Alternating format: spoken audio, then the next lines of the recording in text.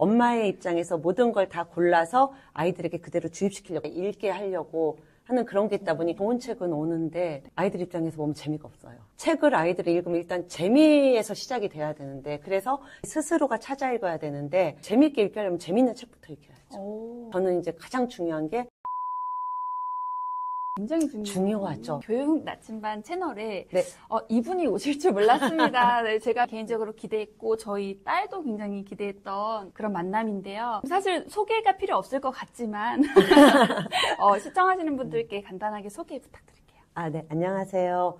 저는 동화와 청소년 소설을 쓰고 있는 박현숙이라고 합니다. 만나서 반갑습니다.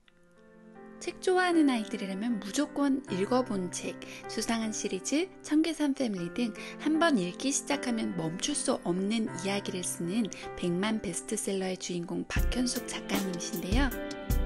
이제는 우리 마음속 가장 깊은 말을 꺼내주는 책이 나왔는데요. 오늘 작가님과 함께 이 책에 대해서 이야기해볼게요.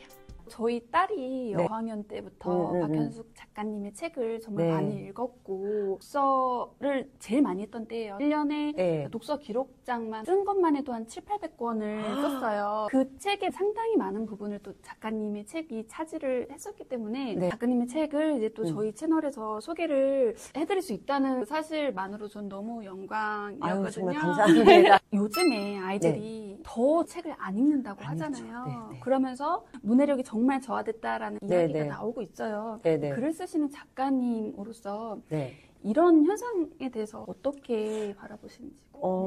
사실 굉장히 빨리 이게 바뀌고 있거든요. 영상 같은 것만 해도 좀 긴 것도 봤는데 요즘엔 완전 짧은 거. 영상도 조금만 길면 안 본다 하더라고요. 그런다고 하더라고요. 그리고 아이들이 책을 안 읽는 게 이제 영상에 너무 이렇게 노출되고 익숙해지다 보니까 영상은 눈으로 모든 걸 다 보게 해주는 친절함이 있는데 글을 읽으면은 사실 머릿속으로 생각을 하고 막 이래야 되는데 그게 익숙치 않은 거예요. 모든 걸 보여주는 거를 보다 보니까.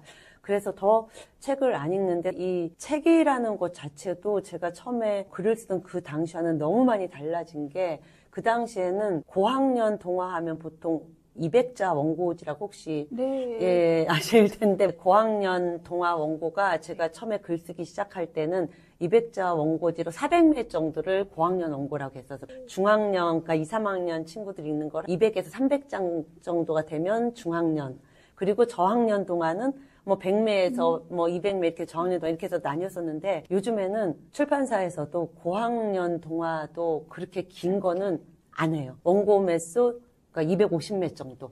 애들이 긴 거를 못 읽는데요. 요즘에는 재밌는 것도 많고 이렇게 내가 수고스럽게 글을 읽어가면서 그렇게 하지 않아도 모든 걸 그냥 친절하게 다 알려주는 거기에 애들이 익숙하다 보니까 책을 너무 안 읽고 그러다 보니까 안 읽으면 당연히 문해력은 떨어지는 거고 이걸 어떻게 어떤 방법으로 다시 해나갈 수 있나라는 생각을 어떤 좋은 방법을 생각해 보자 하더라도 결국은 돌아도 책을 읽어야만이 해결이 되는 문제인 것 같아요.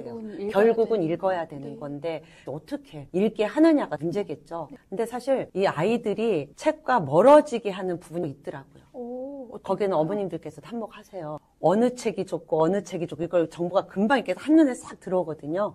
그러니까 아이들한테 먼저 고르고 선택할 수 있는 그러한 기회를 주지 않고 엄마의 입장에서 모든 걸 다 골라서 아이들에게 그대로 주입시키려고 읽게 하려고 하는 그런 게 있다 보니 좋은 책은 오는데 아이들 입장에서 보면 재미가 없어요. 그러니까 시간은 없죠. 학원은 막 갈 때도 많고 뭐 할 게 많은데 그 시간을 쪼개서 책을 읽어야 되니까 좋은 책만 읽히자, 추천책만 읽히자 이러다 보니 책을 아이들이 읽으면 일단 재미에서 시작이 돼야 되는데 그래서 스스로가 찾아 읽어야 되는데 좋은 책, 이거 좋은 책이야, 읽어. 이거 누구도 읽고 누구도 읽고 누구도 읽었더라, 너도 읽어 하면서 그런 추천한 책만 다 골라서 아이들한테 읽고자 하니 재미도 없고 그러다 보니 아이들은 점점 더 멀어지고 어머님들이 어떻게 해야지 재미있게 책을 읽게 할 수 있느냐 하는데 재미있게 읽게 하려면 재미있는 책부터 읽혀야죠. 그게 진리네요. 네, 재미있는 책부터 읽히고 저는 이제 가장 중요한 게 자신의 선택으로 일단 고르게 해라. 자기가 스스로 선택하는 게 굉장히 중요하죠. 왜냐하면 선택에 대한 책임이 있거든요. 선택에 대한 책임이 있어가지고 요즘에는 다 온라인 서점에서 책을 사죠. 그리고 친절하게 추천 도서 목록이 쫙 있어요. 그럼 추천 도서 목록을 딱 보고서 딱딱딱딱 골라서 찝어서 이제 사거든요. 그러면은 아이들의 어떤 선택의 기회가 없거든요.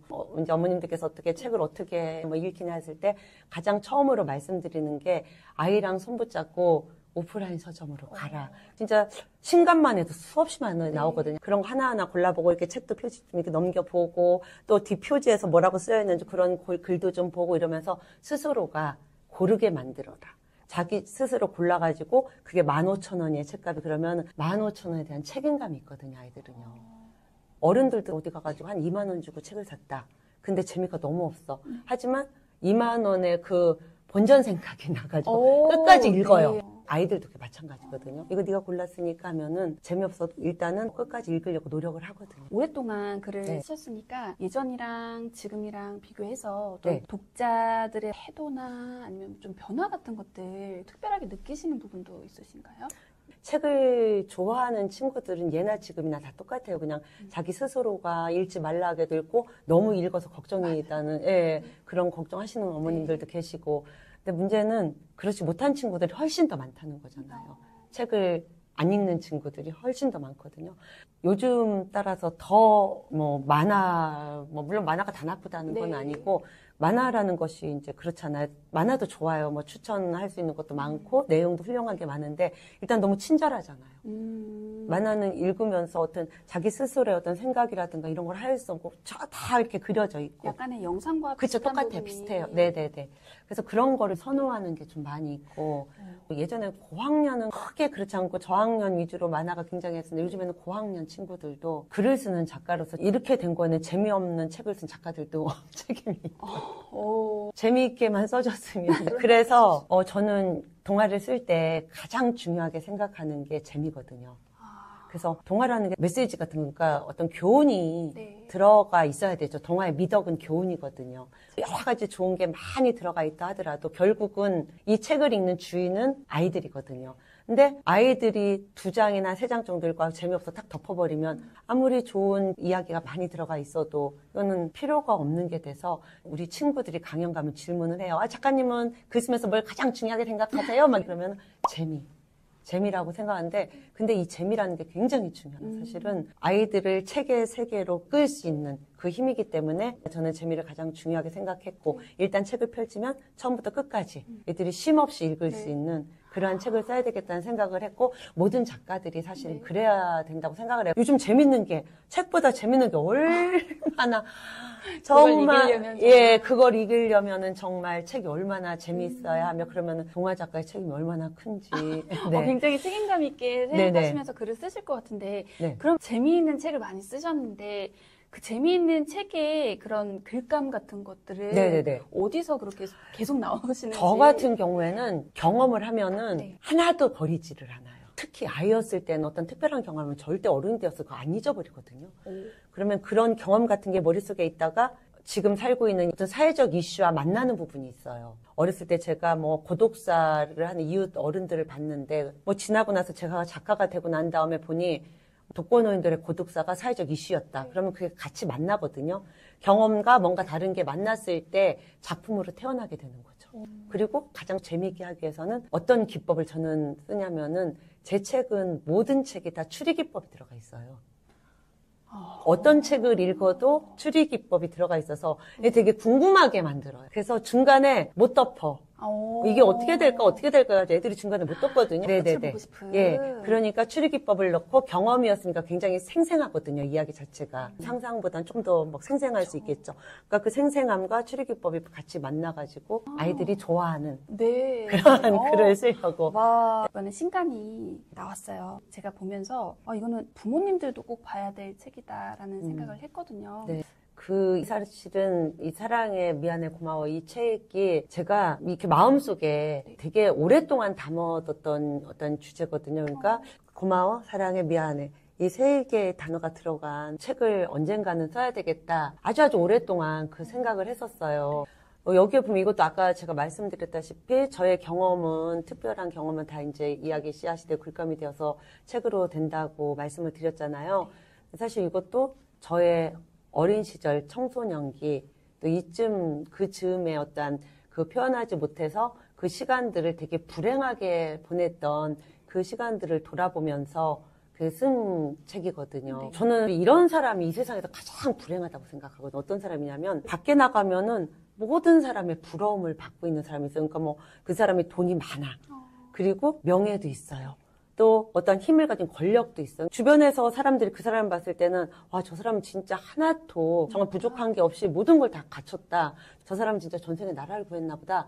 그러한 사람이 정작 집에 들어갔을 때 현관문을 딱 열고 들어갔는데 가족들이 모두가 다 자기 방문을 꽝꽝꽝꽝 닫고 들어가고 거실에는 찬바람을 쌩쌩 분다면 그 사람은 진짜 이 세상에서 가장 불행한 사람이라고 생각을 하거든요. 진짜 우리 주변 들어보면 그런 집들이 되게 많아요. 형제지간에도 사이가 좋지 않아서 뭐 아예 절연을 하고 지낸다 그런 집들을 많이 볼 수 있거든요. 그러한 사람들이 과연 다른 쪽에서는 많은 것에서는 풍족하다 한들 과연 행복할 수가 있을까? 어찌 보면 어느 날 딱 집에 들어와서 가만히 혼자 앉았을 때 아, 나 너무 불행하다 라는 생각이 들겠다는 그런 생각을 되게 오랫동안 했었거든요. 그래서 거기에 저의 경험과 그런 오래된 생각이 같이 해가지고 태어난 게 바로 고마워, 사랑해, 미안한데 사실 조금은 부족하고 조금 많이 모자라더라도 그 가족과 그리고 친구와의 관계 서로 이렇게 어울려 살아가는 가장 가까운 사이의 그 관계가 좋다면 그 사람은 진짜 행복한 사람이라고 그런 말을 해주고 싶었어요. 다른 쪽엔 좀 부족해도 괜찮아. 네. 하지만 가족과의 관계가 정말 따뜻하다면 진짜 행복한 사람이야 라고 친구들한테 얘기를 해주고 행복한 사람이 되기 위해서는 서로 표현하는 그런 노력을 해야 돼 라는 거를 말해주고 싶어서 쓴 책이거든요. 라님, 네, 안녕하세요. 네. 제가 책을 읽다 궁금했어요. 어떤 점이? 왜 어른들은 미안해, 고마워, 사랑해 같은 말을 잘 안 해요? 저는 그런 말 들으면 좋은데. 그쵸. 이렇게 사람이 가까운 사이일수록 가족이나 친구나 그죠 굉장히 가까운 관계잖아요. 그런 가까운 관계일수록 표현을 하면서 살면 진짜 너무 좋잖아. 근데 어른들이 그런 표현을 못하는 거는 우리 어른들이 어렸을 때는 그런 말을 마음껏 표현할 수 있는 그런 분위기가 아니었었던 것 같아요. 그러니까 지금과 너무 많이 다르죠. 지금의 이제 우리 친구들 보면은 표현 되게 잘하지. 특히 사랑해라는 표현은 너무 잘해요. 지금 어른들이 어렸을 때는 그런 걸 표현한다는 자체를 되게 쑥스럽게 생각했어요. 근데 선생님 요즘에 우리 친구들이, 어린 친구들이 막 그 표현을 잘하는 거 보면은 너무 예쁘고 좋아요. 선생님 이제 어디 강연을 가잖아요. 중학교 강연을 갔었거든요. 강연이 끝나고 선생님이 이렇게 막 사인을 하고 있는데 저 뒤에 있던 어떤 언니가 갑자기 선생님을 향해서 작가님 하더니 막 날개를 휘날리듯이 팔을 휘날리면서 뛰어오는 거야. 뛰어오더니 작가님 사랑해요 이러는 거예요. 진짜 신기한 게 그날 그 여학생과 선생님이 처음 만난 관계였거든요. 근데 그 학생이 와가지고 사랑해요 하고 표현을 하니까 내가 그 아이를 진짜 사랑하고 싶은 거야. 없던 사랑하는 마음이 막 생기는 거예요. 그래서 마음속에 있는 거를 이렇게 표현하고 살면 참 좋겠구나. 그러면 우리는 어렸을 때 왜 그렇게 표현을 못했지? 그때 당시에 집안에서의 가정적인 분위기라든가 또는 사회적인 분위기 자체가 그렇게 말을 함부로 막 많이 해도 안 되고 표현을 많이 해도 안 되고 이렇게 그런 분위기가 그랬었던 것 같아요. 작가님은요, 혹시 누구에게 늦었지만 미안해, 고마워, 사랑해 같은 말을 해본 적 있으세요? 선생님이 가장 이제 마음이 아픈 게 아버지한테 미안하다, 죄송하다 또는 고맙다, 사랑한다라는 말을 못했던 게 지금 되게 후회되거든요. 선생님이 어렸을 때 그 아버지랑 사이가 별로 안 좋았었어요. 청소년기에. 그러니까 중학교 때부터 별로 사이가 안 좋았었거든요. 근데 그 대화를 많이 하려고 하지 않고 사이가 별로 이렇게 안 좋았던 거 풀려고 노력하지 않았고 이렇게 계속 미루다가 아버지가 돌아가시고 나서야 내가 정말 그때 많이 잘못했구나. 아버지께서 많이 서운하셨겠구나. 라는 생각을 했었거든요. 근데 그걸 내가 깨달은 뒤에는 이미 아버지께서 돌아가신 뒤였거든요. 그래서 지금도 아버지께서 그때 돌아가시기 전에 내가 정말 그때 죄송했던 거 죄송하다고 미안하다고 한번 표현을 해봤으면 얼마나 좋았을까. 아버지가 돌아가실 때까지 사랑한다는 말도 못 해본 것 같아요. 단 한 번도 못 했고 또 고맙다는 것도 부모님이 나한테 잘해주면은 당연한 걸로 여겨서 고맙다는 말도 아버지한테 단 한 번도 안 해봤거든요. 그러니까 그런 말을 표현해 보지 못한 게 너무 후회가 되는 거예요.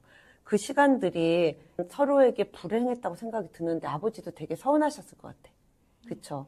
딸과의 관계가 좋았으면 아버지도 행복했을 텐데 그러지 못했으니까 우리 보미는 표현 잘해요? 네. 아, 잘하는 편이야? 네. 하루에 사랑한다는 말 몇 번 정도 해요? 나 되게 궁금해. 동생이랑은 안 싸울 때만 하고 응. 엄마 아빠한테 맨날 해. 아, 맨날 하고. 그럼 엄마 아빠 되게 좋아하시죠? 사랑한다고 표현하면. 그러니까 표현을 하는 것과 안 하는 것과는 하늘과 땅 차이다. 그러니까 표현을 하면 할수록 사랑하는 마음이 더 생기고 표현을 안 하면은 그런 마음도 없어지는 것 같아. 표현 많이 하고 사세요. 네. 책은 어떤 사람이 읽으면 좋을까요? 선생님 같은 경우에는 행복해지고 싶은 사람. 행복해지고 싶은 사람은 다 이 책을 좀 읽었으면 좋겠어. 근데 봄이도 알겠지만은 사람이 살면서 어떤 사람이 되고자 하고 사는 거야, 지금 우리가? 행복한 사람, 그치? 그래서 그럼 행복한 사람이 되기 위해서는 조건이 있을 거 아니야, 행복의 조건. 자, 우리가 한번 생각해보자. 행복의 조건 중에는 여러 가지가 있어요. 나이가 많은 할아버지 할머니한테 어떤 게 있어야지 행복할까 물어보면 건강이라고 말씀을 많이 하시거든. 또 어떤 사람한테 물어보면 돈이요 하고 단박에 대답하는 사람들 많아요. 근데 그것도 맞는 말이다. 사람이 살아가는데 행복하려면 돈은 꼭 필요한 거야. 그쵸? 당장 오늘이나 내일 써야 될 곳이 있는데 돈이 없다면 되게 불행할 것 같아요. 그래서 그런 것도 행복의 조건 중에 분명히 필요하고, 그 다음에 또 행복의 조건 중에는 내 선생님 생각에 자기가 좋아하는 일, 하고 싶어 하는 일을 하며 사는 것도 되게 행복의 조건 중에 하나인 것 같아. 선생님도 역시 작가로 사는 게 되게 행복하거든요. 근데 그러한 행복의 조건 여러 가지가 있는데 그 중에서 진짜 중요한 게 우리 봄이가 좀 전에 얘기한 가족 간의 관계, 좋은 관계를 만들며 살아가는 게 가장 중요하다고 생각하거든. 근데 아까 처음에도 말했지만 이게 가까운 사이일수록 있잖아. 그 표현을 더 하지 못해요. 우리가 가족 관계가 좋으려면 또 친구 관계가 좋으려면 사실은 표현을 해야지 알 수 있거든요. 저 친구가 나를 좋아하는지 싫어하는지 나는 분명히 좋은데 저 친구의 마음을 나한테 얘기하자면 내가 저 친구의 마음 알 수가 없잖아. 그치? 그랑 똑같아. 근데 우리는 생각하는 거야. 아, 가까운 사이니까 말 안 해도 될 거야. 표현하지 않아도 될 거야. 뭐 엄마 아빠인데 내 마음 모르겠어? 내가 사랑한다는 말 안 해도 돼. 에이, 엄마가 내가 사랑하는 거 알겠지? 표현을 안 하거든요. 안다고 생각하고. 하지만 사람은 아무리 가까워도 표현을 하지 않으면 모르거든요. 표현을 해야지 마음이 따뜻해져요. 아까 얘기했잖아. 작가님 사랑해요 한다는 언니. 그 언니한테 사랑한다는 그 말을 듣고 나서 되게 마음이 따뜻했거든. 우리 가족끼리 생활할 때도 친구끼리 생활할 때도 누군가 나에게 사랑한다는 말, 고맙다는 말 하면 되게 마음이 따뜻해질 거 아니야. 그쵸? 그래서 선생님은 진짜 행복하게 살아가고 싶은 사람이라면 이 책을 읽었으면 좋겠어요. 그래서 마음껏 표현하면서 살았으면 좋겠어요. 행복이라는 건 있잖아. 저절로 막 오지 않는다. 내가 노력을 해야 돼요. 아까 행복의 조건 중에 돈이 있었지. 돈을 벌기 위해서 우리는 얼마나 많이 노력을 해. 건강하기 위해서도 되게 노력해야 돼요. 좋은 거 많이 먹어야지. 운동도 해야 되지. 그쵸? 우리는 가족과의 관계도 좋게 하기 위해서는 노력을 해야 돼요. 그 노력이 표현하는 거. 저는 우리 아빠가 읽으면 좋겠어요. 아빠가 왜? 아빠가 응. 할머니, 할아버지랑 살 날이 나이가 많으시니까 얼마 안 남기도 했잖아. 슬프지만 아빠가 사랑해, 고마워, 미안해 이런 표현들을 더 많이 해야지 나중에 후회하지 않을 수 있으니까. 맞아요. 와, 우리 봄이가 진짜 중요한 거를 얘기했는데 시간은 지금도 막 흐르고 있잖아요. 그 흐르는 시간은 나중에 가서 후회를 한다고 해서 되돌릴 수가 없거든요. 그러니까 우리 봄이가 되게 훌륭하고 좋은 생각을 한 것 같아요. 우리 봄이가 자주 말씀드리세요, 아빠께. 아빠, 할아버지, 할머니께 이렇게 표현 좀 자주 하세요. 그래야지 나중에 아빠 후회 안 하세요. 좀 외롭거나 실수한 사람이 나오는 것 같거든요. 네. 근데 결국에는 다시 좋아지잖아요. 그쵸. 근데 왜 작가님이 이런 이야기를 자주 쓰세요? 선생님 책 많이 읽었나 봐요, 우리 봄이가. 그쵸? 되게 잘 짚어냈는데 지금 봄이 질문을 받으면서 생각을 해보니까 선생님 책에는 완벽한 아이는 진짜 없는 것 같아. 특히 또 선생님 책에는 공부를 엄청 잘하는 주인공도 없는 것 같아. 그쵸? 그리고 진짜 모범생도 없는 것 같아요. 근데 사실 다른 동화책에 보면 모범생들도 등장 많이 하거든요. 그리고 막 공부도 엄청 잘하는 친구들도 많이 등장을 하거든요. 선생님 책을 통해 가지고 우리 책을 읽는 우리 친구들한테 그런 얘기를 해주고 싶어서 아마 그렇게 쓰지 않았을까 생각하는데 이 세상에는 완벽한 사람이 없어요. 엄마들은 우리 친구들이 완벽한 어른이 되기를 원하잖아요. 모든 걸 다 잘하는 완벽한 사람이 되길 원하는데 사실 사람은 완벽한 사람이 될 수도 없고 또 완벽한 사람도 없거든요. 그러니까 어느 부분 부족하거나 모자라거든요. 우리 친구들이 책을 읽으면서 그렇게 생각하는 친구들도 있을 거야. 우리 엄마는 나한테 이렇게 해가지고 이 부분에서 완벽해지라고 하는데 엄마 아빠도 이렇게 많이 이렇게 말씀하시잖아요. 근데 우리 친구 생활하다 보면 그게 아니라는 거, 완벽해지기가 얼마나 힘든데 그럴 수 없다는 걸 깨닫잖아. 그러면 어른들이 말하는 그런 완벽함을 갖추지 못할 때 친구들은 스스로 실망돼요. 자기 자신에게. 근데 그런 친구들이 책을 읽으면서 그런 생각을 했으면 좋겠어요. 그 책 속에 등장하는 주인공이나 등장인물의 그 이야기를 따라가면서 그 아이들의 생활을 따라가면서 모든 사람은 다 이렇게 나뿐만 아니라 모든 친구들은 다 완벽하지 못하구나. 하지만 이러한 부분을 어떠한 계기와 어떠한 경험과 어떠한 상황을 이겨나가면서 그걸 또 극복해 나가면서 완벽은 아니지만 그래도 자신의 모자란 점을 채워나가는구나. 이런 거를 보여줘서 책을 읽는 친구들한테 희망을 주고 싶고 또 용기를 주고 그러고 싶었어요. 사실 선생님도 어렸을 때 되게 허술한 아이였거든요. 빈 공간도 많고 부족한 것도 많고 그렇게 하면서도 모자란 거 이렇게 채워나가면서 그래도 작가가 되었잖아요. 또 봄이도 책 좋아하죠? 네. 책을 많이 읽으면 좋은 점이 뭔 것 같아요? 여러 가지 지식도 쌓을 수 있고 또 내가 경험하지 못한 것을 책을 통해 간접적인 경험도 할 수 있어서 맞아. 정확하게 짚었는데 책을 읽으면 책을 통해서 우리는 직접적으로 경험하지 못하는 진짜 다양한 경험을 할 수가 있어요. 그쵸? 그리고 또 다양한 인물들을 만날 수 있죠. 다양한 사람과 다양한 경험을 하면서 내 생각의 깊이도 되게 깊어지고 넓어지고 생각의 키도 커지거든요. 되게 지혜로운 사람이 될 수 있어요. 책을 읽지 않는 친구들한테는 진짜 얘기를 해주고 싶어요. 사람은 살면서 내가 사는 곳이 아닌 낯선 곳을 찾아갈 일이 많이 없어요. 여행 아니면 갈 일이 거의 없다? 자기가 살고 있는 그 안에서만 맨날 사는 거야.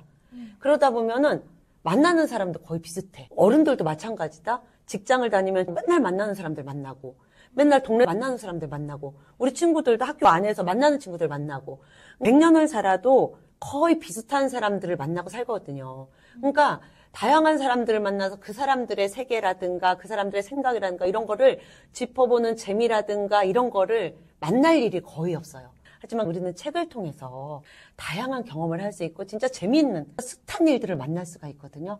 세상을 재미나게 살 수 있는 그러한 경험은 어디에서 할 수 있다? 책에서 할 수 있다라는 것을 알려주고 싶어요. 근데 오늘 선생님은 봄이 만나고 진짜 깜짝 놀랐어요. 말하는 게 이렇게 어른 같아. 작가는 책을 쓰다 보면은 이 책을 쓰고서 내가 쓴 책을 독자들이 읽고 우리 친구들이 읽고 어떠한 점을 이렇게 딱 빼내갖고 내가 이렇게 알려주고 싶었던 말, 그런 말을 싹 빼내서 깨달았으면 좋겠다, 알았으면 좋겠다 이런 생각을 작가들은 되게 많이 하거든요. 근데 우리 봄이는 책을 정말 그렇게 잘 읽고 작가인 선생님이 하고자 했던 말을 잘 다 빼낸 것 같아요. 그래서 아까 아빠 얘기하는데 선생님 깜짝 놀랐거든요. 그래서 내가 이번에도 책 쓰는 거 성공했다라고 스스로에게 칭찬도 좀 했어요. 청소년 아이들, 작가님 때나 저희 때보다 그런 말들을 더 많이 한다고 말씀하셨지만 그럼에도 불구하고 청소년 아이들, 고학년 아이들 네네, 맞아요. 될수록 부모님이나 이렇게 가족한테 그런 표현 못하는 아이들 많고 많죠. 문 닫고 들어가서 정말 자기 핸드폰 보고 맞아요. 이런 가정이 많다고 이야기를 이제 많이 하고도 나오잖아요. 네네네.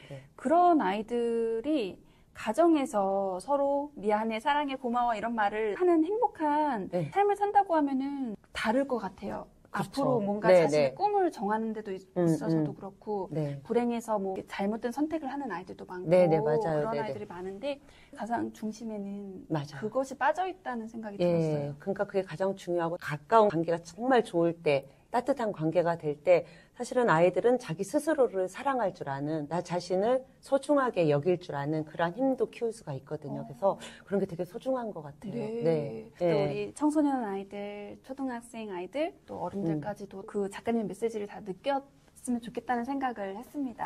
오늘 네. 저희 채널에 이렇게 좀 귀한 걸음 해주셔서 너무 감사드리고요. 불러주셔서 네, 고맙습니다.